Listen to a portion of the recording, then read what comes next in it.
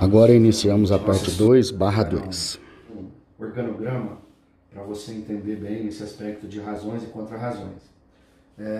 A petição de interposição, né, ela inicia sempre com excelentíssimo senhor doutor e tudo mais, portanto ela é dirigida ao juiz ou à co.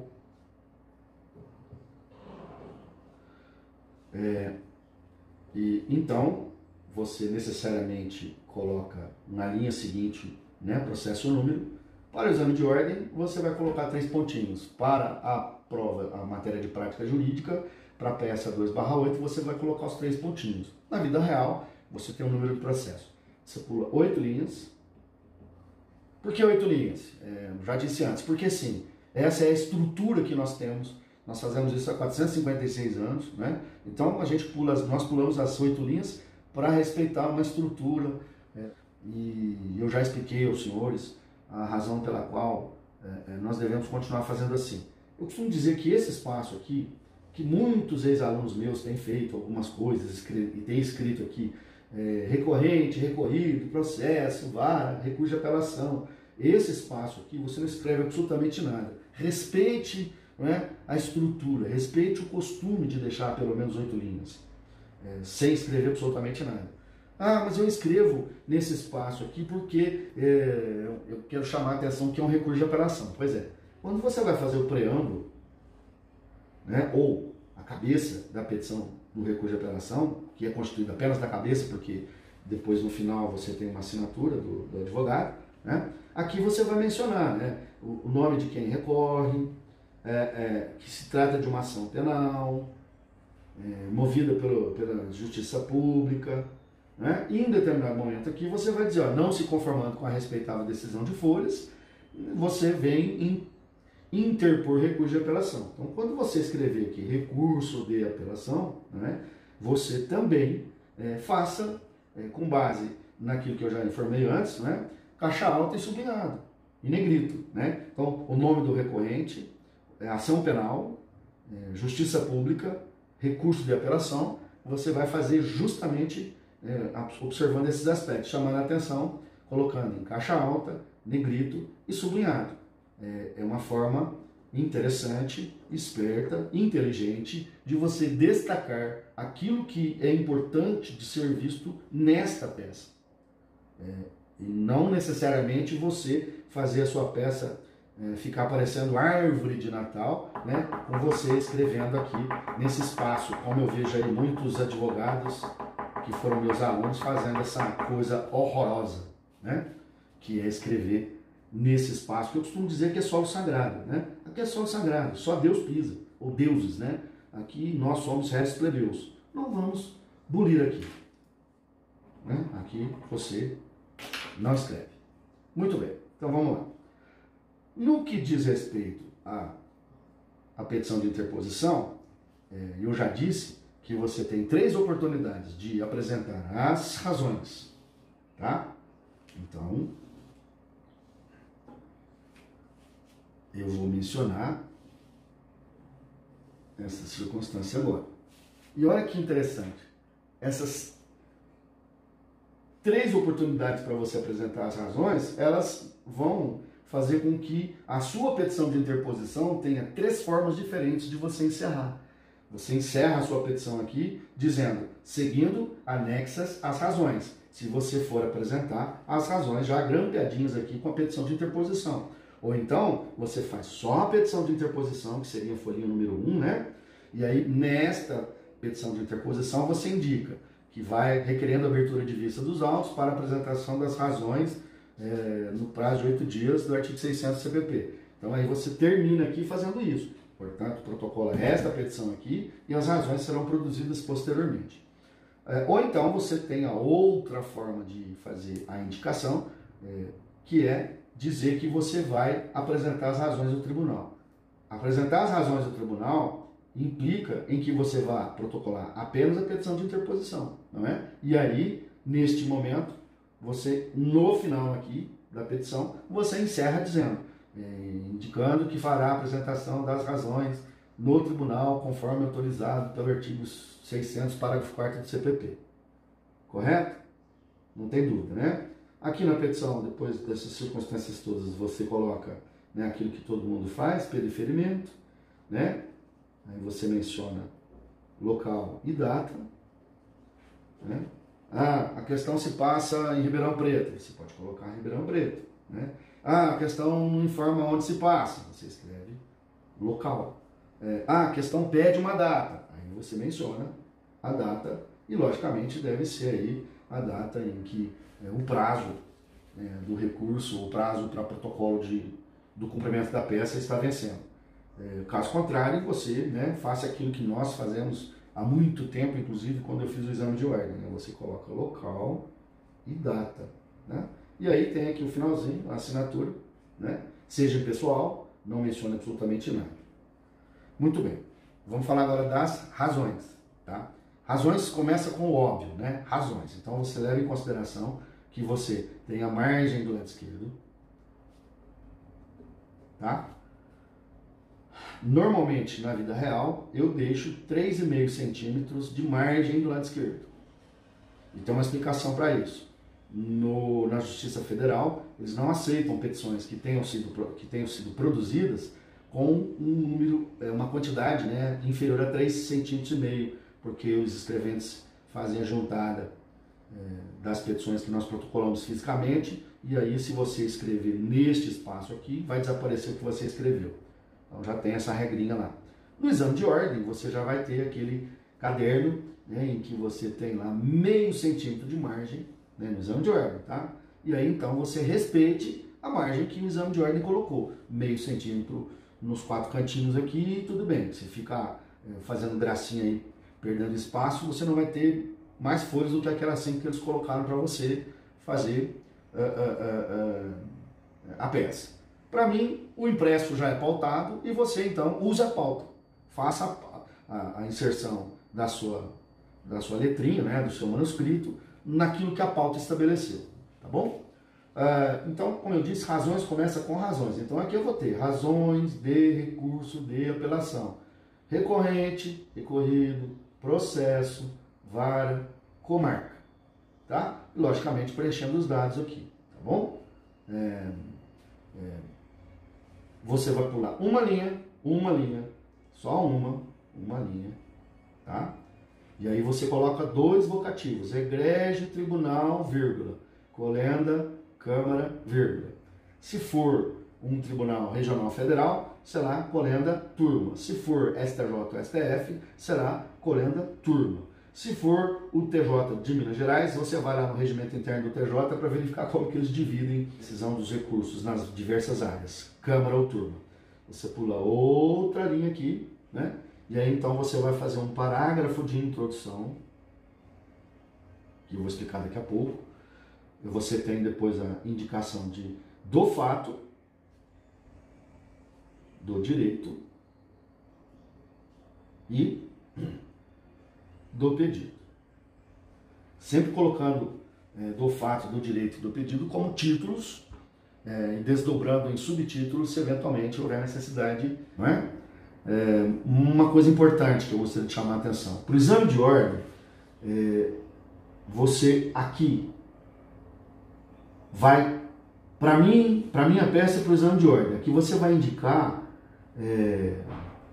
uma coisa interessante. Você vai escrever aqui, egrégio, Tribunal de Justiça do Estado de São Paulo. Por que eu peço para você fazer isso no exame de ordem? Na vida real, por favor, não faça isso. Para mim, na minha peça, para treinar para a OAB, faça. Porque eu participei de bancas do exame de ordem, e o gabarito que vem antigamente era o examinador, hoje eu chamo de conferente, né? O gabarito que vem para ele é assim, ó, petição de interposição de recurso de apelação dirigida ao juízo de direito da comarca X. Razões de recurso de apelação dirigidas ao Tribunal de Justiça. Então veja bem, na minha vida profissional, na minha vida real, eu sempre menciono o tribunal que vai julgar o recurso aqui na petição de interposição, tá? Mas no exame de ordem, eles acostumaram o pessoal, né, os conferentes, examinadores, que aqui eu devo colocar o tribunal que vai julgar. Neste caso, eu não menciono aqui excelentíssimo senhor doutor, desembargador, presidente. Eu não faço isso. Eu simplesmente coloco Egrégio Tribunal de Justiça do Estado de São Paulo, se for o Estado de São Paulo, justamente para que então o examinador encontre aqui nesse lugarzinho, né, nesse ponto da peça, a indicação e aí vá lá na tabela de indicação de pontos e atribuição de pontos e clique lá que você indicou o tribunal competente. Lembre-se que, além de indicar o Egrégio Tribunal de Justiça do Estado de São Paulo aqui, no vocativo aqui você não muda absolutamente nada, que é Egrégio Tribunal, vírgula, que é vocativo, como a gente faz em todas as petições. Detalhe importante que eu quero dizer a você, não se esqueça, tudo encostadinho aqui na margem esquerda, não há que fazer parágrafo. Os parágrafos você vai fazer no parágrafo de introdução, com recuo de 2,5, conforme já mencionei, e quando da descrição fática do direito do pedido, também aquele recuo de 2,5, tá? Mais uma explicação à guisa de efetivar a explicação do recurso de apelação. É importante que você saiba que as razões do recurso de apelação sempre serão a folha número 2, tá? Petição de interposição, folha número 1, as razões sempre vão começar na folha número 2, sempre com os dados, né, preambulares aqui, recorrente, recorrido, processo, vara, comarca, razões de recurso e tudo mais, tá? O que difere? Quando você utiliza esta forma de apresentar as razões, que elas vão junto com a petição de interposição, você tem a folha número 1, a petição de interposição, e a partir daí a folha número 2, as razões. Quando você requer a apresentação das razões em 8 dias ou no tribunal, a petição segue sozinha de interposição. E aí então você vai ter que produzir essas razões aqui na mesma forma que produziu se tivesse que apresentar juntamente aqui. Mas ela sempre será a folha número 2. Por quê? Porque haverá uma outra folhinha número 1 aqui, que seria uma petição de juntada das razões. Tá? Então, essa é uma hipótese. Interpus o recurso de apelação, o juiz recebeu, abriu vista para eu produzir as razões, produzi, vou apresentar as razões do tribunal. Faço uma petição requerendo a juntada, dirijo ao juiz a qual. Agora, o que pode acontecer também? Interpus o recurso de apelação, diz que ia apresentar as razões do tribunal. O juiz recebeu o recurso, remeteu os autos para o tribunal. Não tem segredo. O desembargador vai intimar o recorrente para apresentar as razões, vou fazer as razões no mesmo formato, folha número 2, farei uma petição juntada, só que neste caso a petição juntada será endereçada, dirigida, não ao juiz a qual. Por quê? Porque o processo já se encontra lá no tribunal. Então, neste caso, a petição juntada será dirigida ao desembargador relator da apelação. Outra coisa importante, qual a diferença entre razões e contra-razões? Em termos de confecção delas, a única diferença é que você trabalha, ao invés de escrever escrever razões, você vai escrever contra razões de recurso de apelação. E aí vai ser recorrente, recorrido, processo, vara, comarca, tudo dados preambulares, né? Aqui você pula uma linha, o parágrafo de introdução, você novamente pula uma linha, fato, direito e pedido. Lógico que se você tiver que fazer as contra-razões, elas sempre serão folhinha número 2, né? Por quê? Porque nas contra-razões eu não recorri, eu faço contra-razões, por quê? Porque alguém recorreu e fez as razões, então eu vou contrariar as razões. Então, nas contra-razões, o que eu faço? Eu argumento contra aquilo que se escreveu nas razões. Tá? E, logicamente, eu argumento a favor da sentença. Tá? Nas razões, eu ataco a sentença, porque eu quero que a sentença seja reformada, anulada, né? Depende do que eu eventualmente queira aí com o recurso de apelação, tá bom? Então, agora, como as razões, as contrarrazões serão sempre folhinha número 2 e nunca eu farei um recurso de apelação, né, para apresentar contrarrazões, isso não existe, né? Então, eu sempre farei, né, a folhinha número 1 nas contrarrazões, tá? Uma petição de juntada das contrarrazões. Aquela mesma observação que eu fiz para vocês em relação a um tópico que eu coloco aqui na minha peça no exame de ordem, né? Aqui você coloca o tribunal competente para satisfazer a vontade do examinador da OAB. Passou no exame de ordem, passou de prática jurídica 2, foi aprovado para descrever isso aqui. Aí volta a fazer aquilo que todo mundo diz, né? Razões começa com razões, contrarrazões começa com contrarrazões, dados preambulares, sempre no cantinho esquerdo, né? Não se esqueça que aqui você tem também egrégio tribunal, colenda câmara, aí sim aqui nós temos o parágrafo de introdução, me perdoe aí a troca, e é isso. Observem que logo depois do preâmbulo dos vocativos, egrégio tribunal, colenda câmara, eu sempre mencionei aqui, coloquei vírgula, tá? É vírgula. Eu consultei um professor de português, né, de língua portuguesa, e a resposta não é 2 pontos, ponto e vírgula, exclamação, né? É simplesmente vírgula, tanto para o primeiro quanto para o segundo vocativo. É isso. Eu voltarei aqui na segunda fase já para que nós então façamos a resolução da peça 2/8, né? Próxima fase, então, é a resolução da peça 2/8, né? Que tem a ver com essas circunstâncias aqui que nós já fizemos. E eu gostaria de pedir a vocês a gentileza, né, de fazer leitura, né? Após ter ouvido esse vídeo, né, esse áudio aqui, dependendo da maneira como você vai se apresentar, né? Eu gostaria que você fizesse a leitura, né? Do probleminha aqui,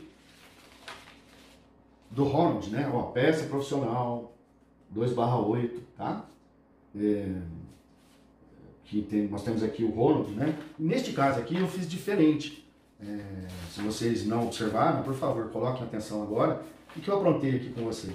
Neste caso aqui, eu trouxe para vocês uma sentença, né? Então, ao invés de fazer a mesma coisa que eu fiz aqui no nosso primeiro problema, da peça 1/8, que eu passei um problema para vocês trabalharem, eu trouxe uma sentença, né? Sentença mesmo, caso real, né? Verdade, acontecido realmente, né? E aí, nesta sentença, você tem elementos, né, para fazer o recurso, que, se eu não estou enganado, né, é justamente esse recurso dessa petição de interposição aqui, estas razões, né, e razões essas que deverão ser apresentadas juntamente com a petição de interposição, tá? Então, por gentileza, já faça a leitura da sentença. Eu sei que é um texto longo, mas é o que acontece conosco na vida real, né? E estou procurando fazer com que vocês fiquem bem próximos da realidade, e eu procurei limitar a possibilidade de recurso a um tópico somente, para vocês não... Aliás, há 3 tópicos, um tópico principal e 2 desdobrados, para vocês não terem tanta dificuldade para fazer a peça. Aproveite o tempo, abril, né? É recesso, né? Mas recessos não são férias, tá? Procurem se organizar quanto a isso. Vamos tentar resolver esses problemas que nós temos de ausência, de aula presencial não acontecendo, de atividades que tem que ser feitas e tudo mais, porque senão vocês vão colar só em julho do ano que vem. Imagina, nossa vida vai atrasar 6 meses. 6 meses. Ninguém merece ter uma vida atrasada em 6 meses. Ninguém merece, né? Então, é isso. Até a fase 2. Eu estou aqui treinando, inclusive, para inserir as aulas no sistema da faculdade, pelo Moodle, que é o que se vai implantar para as aulas que não serão presenciais, para as aulas à distância, o que já é uma realidade. A faculdade já adquiriu o necessário em termos de plataforma e estrutura, e os professores estão se organizando para o treinamento necessário. Eu já estou antecipando aqui porque vocês têm mais o que fazer e eu preciso organizar com vocês para depois não ter tanta coisa acumulada para vocês fazerem e eu corrigir, né? Para que nós consigamos terminar bem esse ano